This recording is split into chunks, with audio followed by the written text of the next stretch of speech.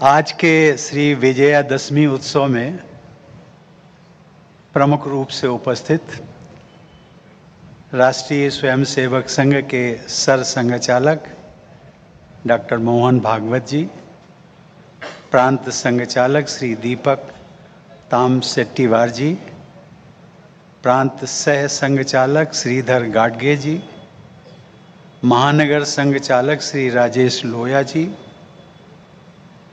संघ के पदाधिकारीगण, पूज्य संतगण, गणमान्य अतिथिगण व स्वयं सेवकगण, देवियों और सज्जनों, आप सभी को नमस्कार। सबसे पहले मैं राष्ट्रीय स्वयं संघ के स्वयं सेवकों तथा संघ परिवार के सभी संगठनों के सदस्यों सहित देश विदेश में बसे भारत के सभी लोगों को विजयादशमी की हार्दिक बधाई देता हूँ। यह अत्यंत सुखद संयोग है कि आज महात्मा गांधी तथा पूर्व प्रधानमंत्री श्री लाल बहादुर शास्त्री जी की जयंती भी है। मैं इन महापुरुषों की स्मृति को भी सादर नमन करता हूँ। श्री विजयादशमी उत्सव का यह दिन संघ का शतक पूर्ति दिवस भी है। आज विश्व की सबसे प्राचीन संस्कृति का संवहन करने वाली आधुनिक विश्व की सबसे बड़ी स्वयंसेवी संस्था का शताब्दी समारोह संपन्न हो रहा है। नागपुर की ये पवित्र धरती आधुनिक भारत के विलक्षण निर्माताओं की पावन स्मृति से जुड़ी हुई है। उन राष्ट्र निर्माताओं में ऐसे दो डॉक्टर भी हैं जिनका मेरे जीवन निर्माण में अत्यंत महत्वपूर्ण स्थान रहा।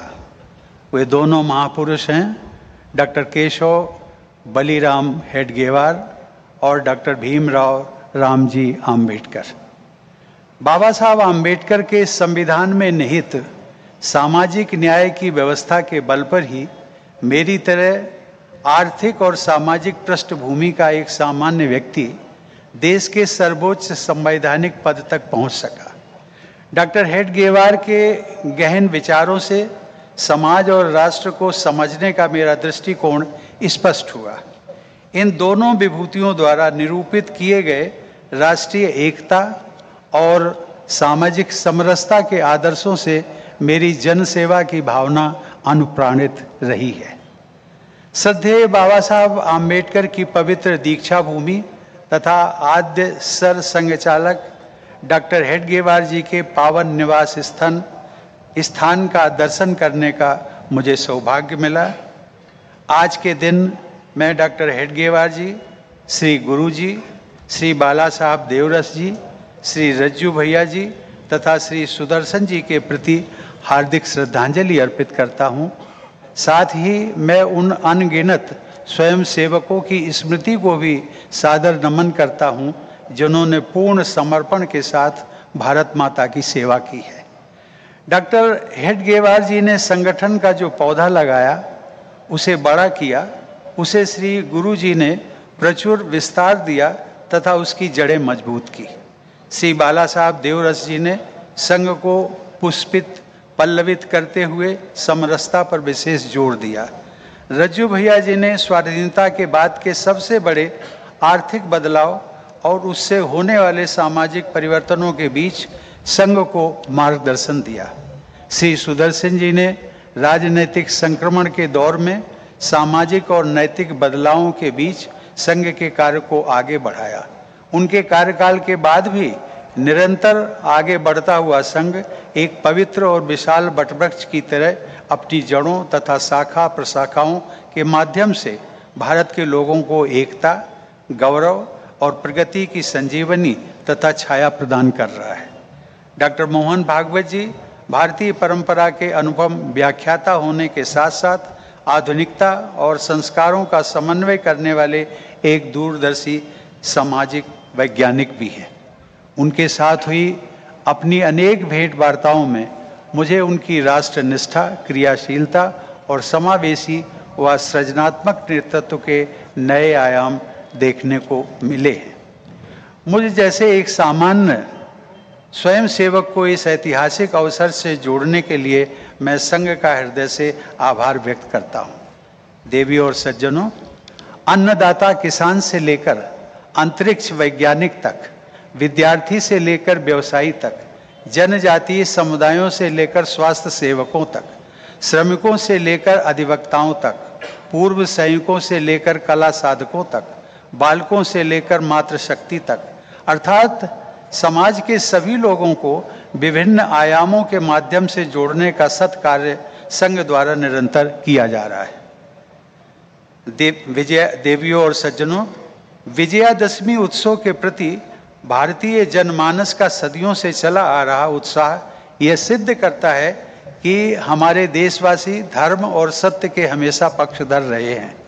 मैं मानता हूं कि आद्य सर संघ चालक डॉक्टर हेडगेवार जी ने संघ के शुभारंभ के लिए सबसे शुभ दिन तो चुना ही, सबसे सार्थक दिन भी चुना।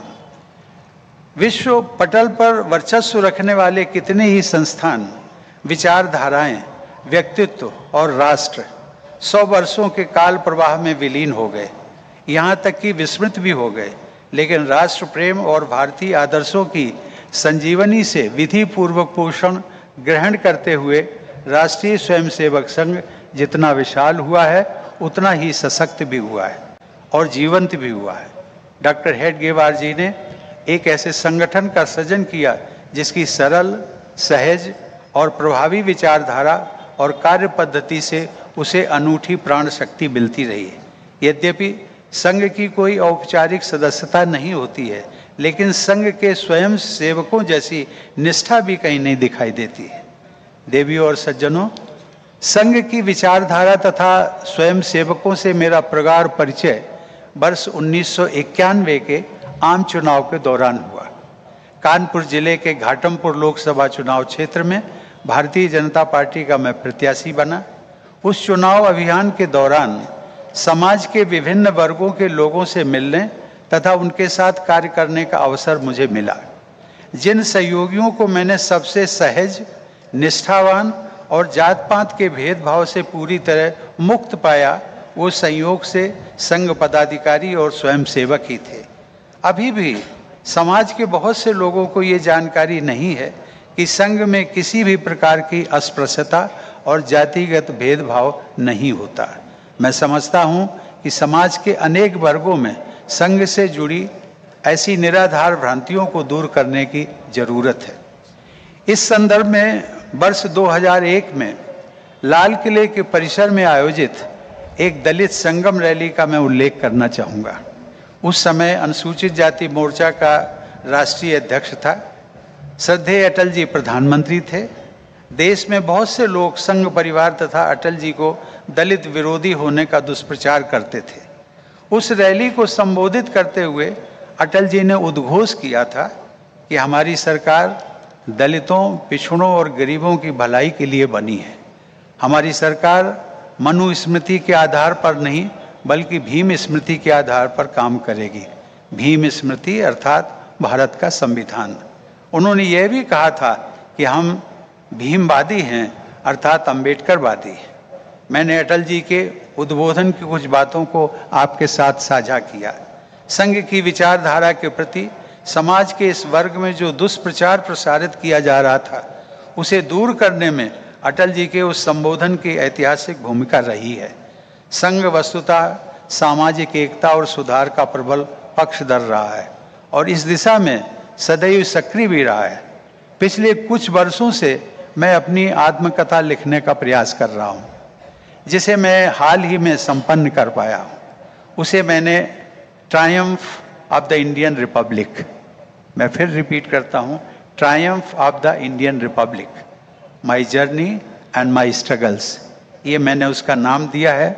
पूरी विनम्रता के साथ मैं ये कहना चाहता हूँ कि मेरी जीवन यात्रा और संघर्ष में जिन आदर्शों ने मुझे शक्ति व प्रेरणा दी है, वे भारतीय संविधान और राष्ट्रीय जीवन मूल्यों पर आधारित है। मेरी जीवन यात्रा में स्वयं सेवकों के साथ जुड़ाव तथा घनिष्ठता से मेरे जीवन मूल्यों के कैसे दृढ़ता मिली, इनसे जुड़े प्रसंग भी मैंने अपनी आत्मकथा में शामिल किए हैं। मैं आशा करता हूँ कि इस वर्ष के अंत तक मेरी पुस्तक आप सभी पाठकों तक पहुंच जाएगी। देवी और सज्जनों, मेरा सौभाग्य है कि संघ से जुड़ी महान विभूतियों से मुझे व्यक्तिगत मार्गदर्शन प्राप्त होता रहा। संघ के चतुर्थ सरसंघचालक आदरणीय रज्जू भैया जी ने मुझे जन सेवा और अध्यात्म की पद्धतियों से अवगत कराया।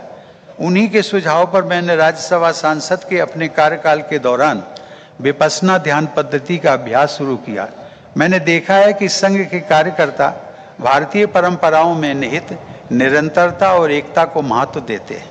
श्रद्धेय श्री अटल बिहारी वाजपेयी जी ने मेरी जीवन यात्रा को मूल्य आधारित राजनीति की तरफ मोड़ा और मैं राज्यसभा का सदस्य बना। माननीय नानाजी देशमुख से मिलने का सौभाग्य मुझे कई बार प्राप्त हुआ। उनकी प्रेरणा से संचालित ग्राम विकास के अनेक प्रकल्पों को मैंने नज़दीक से देखा और समझा है। राष्ट्रपति के अपने कार्यकाल में भी मुझे चित्रकूट जाकर उनके द्वारा किए गए व्यापक परिवर्तन को देखने का सौभाग्य मिला। आदरणीय दत्तोपंत ठेंगड़ी जी से श्रमिकों के कल्याण तथा समाज सेवा की अमूल्य शिक्षा मुझे प्राप्त हुई। मुझे डॉक्टर श्यामा प्रसाद मुखर्जी शोध अधिष्ठान में अपनी सेवाएं प्रदान करने का सुअवसर भी मिला। वहां कार्य करते हुए मुझे संघ की विचार प्रक्रिया तथा वर्तमान परिदृश्य में संघ की भूमिका को और गहराई से समझने का सुयोग प्राप्त हुआ। देवी और सज्जनों, मैंने अधिवक्ता, राज्यसभा सांसद, राज्यपाल और राष्ट्रपति के रूप में कर्तव्य निर्वहन करते हुए संवैधानिक मूल्यों को सर्वोच्च प्राथमिकता दी। संवैधानिक मूल्यों को समझने में संविधान के प्रमुख शिल्पी बाबा साहब आम्बेडकर के विचार एक दीप स्तंभ की तरह मेरे दृष्टिपथ को प्रकाशित करते रहे। बाबा साहब ने संविधान की संरचना में राष्ट्रीय एकता को सर्वोच्च प्राथमिकता दी थी। राष्ट्रवाद की भावना हमारे संविधान की धुरी है। मेरे पूर्ववर्ती राष्ट्रपति श्री प्रणब मुखर्जी ने भी वर्ष 2018 में संघ शिक्षा वर्ग तृतीय वर्ष समापन समारोह में अपने संबोधन के दौरान कहा था कि भारतीय राष्ट्रवाद की अवधारणा संवैधानिक राष्ट्रवाद यानी कॉन्स्टिट्यूशनल पैट्रियोटिज्म पर आधारित है। बाबा साहब भी कहा करते थे कि संविधान की व्यवस्था उपलब्ध हो जाने के बाद प्रत्येक समस्या का समाधान संविधान की व्यवस्था के अंतर्गत ही किया जाना चाहिए। मैं एक बाबा साहब का जो अंतिम भाषण था 25 नवंबर 1949 को संविधान सभा में उन्होंने दिया था। उस ऐतिहासिक भाषण के संबोधन में उन्होंने कुछ चिंताएं व्यक्त की थी जो मुझे संघ की चिंताओं और चिंतन में भी दिखाई पड़ती है। बाबा साहब ने अपनी इतिहास दृष्टि से जो सामाजिक कमजोरी संविधान सभा के सामने प्रस्तुत की थी उसे एक अंग्रेजी कहावत में इस प्रकार व्यक्त किया जाता है, united we stand, divided we fall. यानी जहाँ एकता है वहाँ अस्मिता है, जहाँ विभाजन है वहाँ पतन है। डॉक्टर हेडगेवार भी कहते थे कि विदेशियों ने हमें प्रताड़ित करने के लिए हमारे ही भाइयों के हाथों में लाठी पकड़ा दी। हम असंगठित और विभाजित रहे। देवी और सज्जनों,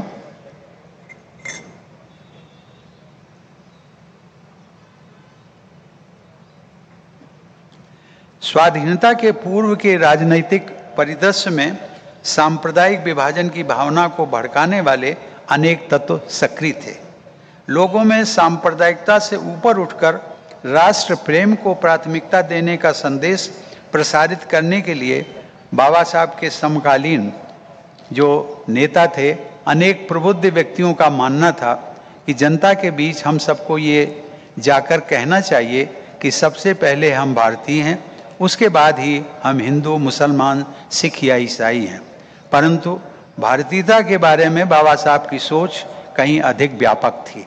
वे कहा करते थे कि जनता के बीच हमें ये कहना चाहिए कि हम पहले भी भारतीय हैं, बाद में भी भारतीय हैं और अंत में भी भारतीय हैं। देवी और सज्जनों, मैं मानता हूं कि प्रत्येक भारतीय को संघ के एकात्मता स्तोत्र को अवश्य पढ़ना चाहिए। इस स्तोत्र में भारतीय इतिहास, भूगोल, संस्कृति, जीवन मूल्यों और सामाजिक समावेश तथा समरसता की श्रेष्ठ अभिव्यक्ति विद्यमान है। एकात्मता स्तोत्र में महर्षि वाल्मीकि, एकलव्य, संत रविदास, संत कबीर, संत तुकाराम, भगवान बिरसा मुंडा, महात्मा फूले, श्री नारायण गुरु, बाबा साहब भीमराव अंबेडकर आदि प्रातः स्मरणीय विभूतियों का नामोल्लेख संघ की सर्वसमावेशी समाज दृष्टि का प्रमाण है। परंतु ये जानकारी हमारे समाज के बहुत से लोगों तक नहीं पहुंची है। मैं चाहूँगा कि सोशल मीडिया और डिजिटल टेक्नोलॉजी सहित हर संभव माध्यम का उपयोग करके सामाजिक समावेश का संघ द्वारा प्रसारित ये संदेश जन जन तक पहुँचे। भेदभाव रहित भारतीय समाज की परिकल्पना को व्यक्त करते हुए केरल की महान आध्यात्मिक विभूति, समाज सुधारक और कवि श्री नारायण गुरु ने कहा है, जाति भेदम मत द्वेषम एदुम इल्लादे सर्वरोम सोद रतवेन बाडुन मातृका स्थान मानिता। अर्थात एक आदर्श स्थान वो है जहाँ जाति और पंथ के भेदभाव से मुक्त होकर सभी लोग भाई भाई की तरह रहते हैं। सभी देशवासियों को ये जानना चाहिए कि संघ के एकात्मता स्तोत्र में श्री नारायण गुरु जी का संघ के लाखों स्वयंसेवकों द्वारा नित्य स्मरण किया जाता है। इस एकात्मता स्तोत्र का एक श्लोक महिला विभूतियों को भी समर्पित है। आप सब तो उस श्लोक को जानते ही हैं। मैं अपनी श्रद्धा व्यक्त करने के लिए वह श्लोक दोहराना चाहूँगा। अरुंधति अनुसूया च सावित्री जानकी सती द्रौपदी कर्णगी गार्गी मीरा दुर्गावती तथा लक्ष्मी अहिल्या चन्नम्मा रुद्रमांबा सुविक्रमा निवेदिता शारदा चा प्रणम्य मात्र देवता। इस श्लोक में भी भगनी निवेदिता का उल्लेख अत्यंत महत्वपूर्ण है। भगनी निवेदिता ने आज से ठीक 123 वर्ष पहले 2 अक्टूबर को ही मुंबई में हिंदू महिला सोशल क्लब को संबोधित करते हुए एक महत्वपूर्ण भाषण दिया था। उन्होंने भारत की बहनों से अनुरोध किया था कि वे भारतीय परिवार परंपरा में विद्यमान आदर पूर्ण विनम्रता, सुदृढ़ स्नेह बंधन, बुजुर्गों द्वारा बच्चों का दूरदर्शी संरक्षण तथा बच्चों में आदर भाव और कर्तव्य परायणता के जीवन मूल्यों को बचाए रखें। पंच परिवर्तन अभियान के तहत कुटुंब प्रबोधन का संघ का वर्तमान प्रयास अत्यंत सराहनीय है। पारिवारिक मान्यताओं को अपनाने, परिवार को व्यक्तित्व निर्माण का आधार बनाने तथा परंपरा और संस्कारों की शक्ति को घर परिवार में जगाने का महत्व आज के न्यूक्लियर फैमिली तथा डिजिटल एज के संदर्भ में और अधिक बढ़ गया है। देवी और सज्जनों, महिलाएं हमारी परिवार व्यवस्था में बराबर की सहभागी हैं। संघ की विकास यात्रा में भी यह तथ्य परिलक्षित होता है। आज से लगभग 90 वर्ष पूर्व 25 अक्टूबर 1936 को विजयादशमी के ही दिन संघ द्वारा राष्ट्र सेविका समिति की स्थापना की गई थी। संघ की मान्यता के अनुसार मातृशक्ति का दायित्व है कि वे परिवार निर्माण के साथ साथ समाज और राष्ट्र का निर्माण भी करें। अतीत में भी मातृशक्ति द्वारा ऐसा योगदान किया जाता रहा। जीजा माता अहिल्याबाई होलकर, रानी अब्बक्का, रानी चेन्नम्मा, लक्ष्मीबाई, झलकारी अवंतीबाई लोधी, सावित्रीबाई फूले, लक्ष्मीबाई केलकर, विजयराजे सिंधिया और सुषमा स्वराज जैसी महिला विभूतियों ने अपने त्याग, शौर्य और नेतृत्व से राष्ट्र निर्माण को अमूल्य योगदान दिया है। देवी और सज्जनों, संघ में व्याप्त समरसता, समानता और जाति भेद से पूरी तरह मुक्त व्यवहार को देखकर महात्मा गांधी भी बहुत प्रभावित हुए थे, जिसका विस्तृत विवरण संपूर्ण गांधी वाङ्मय में मिलता है। गांधी जी ने 16 सितंबर 1947 को दिल्ली में आयोजित राष्ट्रीय स्वयंसेवक संघ की रैली को संबोधित किया था और कहा था कि वे वर्षों पहले संघ के संस्थापक डॉक्टर हेडगेवार के जीवन काल में संघ के एक शिविर में गए थे। गांधी जी संघ के शिविर में अनुशासन, सादगी और छुआछूत की पूर्ण समाप्ति को देखकर अत्यंत प्रभावित हुए थे। जनवरी 1940 में बाबा साहब आम्बेडकर द्वारा महाराष्ट्र के सतारा जिले के कराड नगर में राष्ट्रीय स्वयंसेवक संघ की शाखा में जाकर लोगों से मिलने का तथा अपनेपन का भावना व्यक्त करने और सहायता का प्रस्ताव देने का उल्लेख संघ के समरसतापूर्ण दर्शन एवं व्यवहार शैली का ऐतिहासिक प्रमाण है। मराठी भाषा में प्रकाशित होने वाले केसरी समाचार पत्र को उस समय राष्ट्रीय समाचार पत्र का दर्जा प्राप्त था। 9 जनवरी 1940 के केसरी समाचार पत्र में बाबा साहब के एक महत्वपूर्ण वक्तव्य को उद्धृत किया गया है। बाबा साहब ने कहा था कि कुछ बातों में मतभेद होने पर भी मैं इस संघ की ओर अपनेपन से देखता हूँ। बाबा साहब के अपने साप्ताहिक पत्र जनता में भी यह समाचार छपा था कि कराड़ म्यूनिसिपैलिटी के एक समारोह में भाग लेने के बाद बाबा साहब राष्ट्रीय स्वयंसेवक संघ के लोगों से मिले और आवश्यकता पड़ने पर उनकी सहायता करने का उन्होंने आश्वासन भी दिया। देवी और सज्जनों, हम सब जानते हैं कि युवाओं की ऊर्जा को सही दिशा प्रदान करना देश के सुदृढ़ भविष्य के लिए अनिवार्य है। यह बात उत्साहित करती है कि आज संघ के प्रति युवाओं में आकर्षण बढ़ रहा है। युवाओं में ईमानदारी, विनम्रता, प्रामाणिकता और सकारात्मक दृष्टिकोण के जीवन मूल्यों को प्रसारित करने में संघ परिवार बहुत बड़ा योगदान दे रहा है। सभी संबद्ध संगठनों को एकजुट होकर योग युक्त तथा नशा मुक्त युवा पीढ़ियों का निर्माण करना है। मैं युवाओं से विशेष रूप से अनुरोध करना चाहूँगा कि वे जन सेवा में बढ़ चढ़कर भागीदारी करें। नैतिक मूल्यों पर आधारित राजनीति में भागीदारी करना जन सेवा का एक प्रभावी माध्यम है। किसी विचारक ने ठीक ही कहा है कि राजनीति से परहेज करने की गलती करके, मैं इसको रिपीट करना चाहूँगा कि राजनीति से परहेज करने की गलती करके समाज के अच्छे लोग अपने ऊपर कम योग्य व्यक्तियों के शासन का भार ढोना स्वीकार कर लेते हैं। जन सेवा की भावना से प्रेरित होकर तथा संकीर्ण निजी स्वार्थों से ऊपर उठकर राजनीति में सक्रिय होना युवाओं के हित में भी है तथा समाज और राष्ट्र के हित में भी है। मैं समाज के सभी लोगों से, विशेषकर युवाओं से यह आग्रह करना चाहूँगा कि आपकी जो भी उपलब्धियां हैं उनका बहुत बड़ा श्रेय परिवार के अलावा समाज और देश को जाता है। यह समाज और देश का आपके ऊपर ऋण है। इसे चुकाने के लिए आपको हर तरह से तैयार रहना चाहिए। जो लोग विकास यात्रा में पीछे छूट गए हैं उनका हाथ पकड़कर उन्हें अपने साथ ले चलना हमारा राष्ट्रीय कर्तव्य है। संघ द्वारा चलाए जा रहे पंच परिवर्तन कार्यों में नागरिक कर्तव्य भी शामिल है। हम भारत के लोगों ने सामाजिक न्याय सुनिश्चित करने के लिए संवैधानिक संकल्प लिया है। अंत्योदय की भावना और लक्ष्य के साथ कार्य करके हम अपने नागरिक कर्तव्यों को ठीक से निभा सकेंगे। मैं संघ की शाखाओं में प्रायः गाए जाने वाले एक अत्यंत लोकप्रिय गीत के माध्यम से अपनी बात कहना चाहूँगा।